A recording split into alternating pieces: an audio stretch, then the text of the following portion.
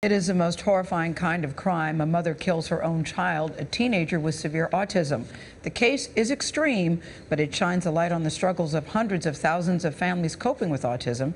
Cheryl Atkinson is in Washington with a story that you'll see only on CBS this morning. Cheryl, good morning to you.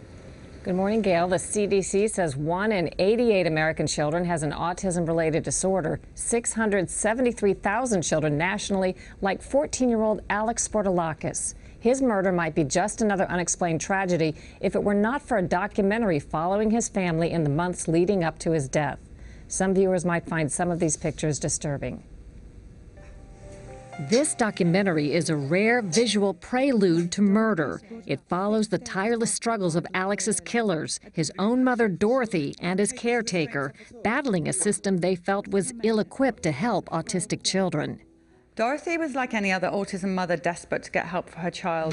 How much do you want to know? Polly Tommy, mother of an autistic son herself, is producing Alex's story for the Autism Media Channel, a website with the mission of helping those living with autism. His death didn't need to be. It was because there wasn't anything in place for him. Nonverbal and severely autistic, Alex was coping at home in a Chicago suburb until last year when he developed uncontrollable fits of violence that sent him to the ER. He would kick, thrash, bite. How many men did it take to control him? At least 6 to 8 paramedics and police officers. Dorothy believed Alex's violent outbursts were triggered by severe gastric pain, but nobody seemed to know what to do with him. Dorothy says Alex was left in 4-point restraints in the ER for 12 days, sometimes writhing in pain while she washed his feet, fed him, and slept on the floor by his gurney. A glimmer of hope came when autism advocates connected Alex to a gastric specialist in New York. His diagnosis confirmed Dorothy's suspicions. His stomach is studded with these lesions, these ulcers, these small, tiny ulcers, and there were too many to count. But Dorothy couldn't handle Alex while she pursued treatment. She says no facility would keep him and insurance wouldn't cover it. Dorothy's emails reflected growing desperation and exhaustion. Alex has been forgotten. I didn't have a safety net so I could help him recover. In June, police found Alex dead at home, his mother and caretaker barely alive after they allegedly overdosed him on medicine, stabbed him in the heart, and attempted suicide. CBS News has learned that 3 months before the murder, state investigators cited Loyola Gottlieb Memorial Hospital for wrongly keeping Alex restrained without doctor's orders.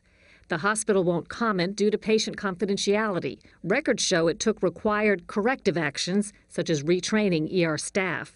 But nobody told Dorothy. She and Alex's caretaker, Agata Skrotzka, now face first-degree murder charges. Dorothy's attorney is considering an insanity defense. Every door closed. She had nowhere to go. She had nowhere to take her son. There's no help for him. Ari Naaman leads a government-funded autism self-advocacy group. He says lack of help is no excuse for murder.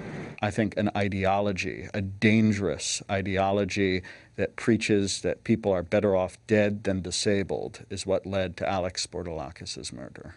Dorothy's suicide note reads in part, Alex will no longer be treated like an animal or subjected to restraints, indicating she thought they both were better off dead. Autism advocates say concerned groups and citizens filed hundreds of complaints with relevant agencies about Alex's treatment when he was still alive, but they say nobody had the answer. It's not just Alex. A national survey found many doctors are uncertain as to what's appropriate medical management for autistic children. Advocates hope that this draws attention to the need for some change. Gail and Anthony? Thank you, Cheryl. It is a heartbreaking story, but she raises a good point. Maybe it will draw some attention and help others. Yeah, people need help. It's really a tough situation.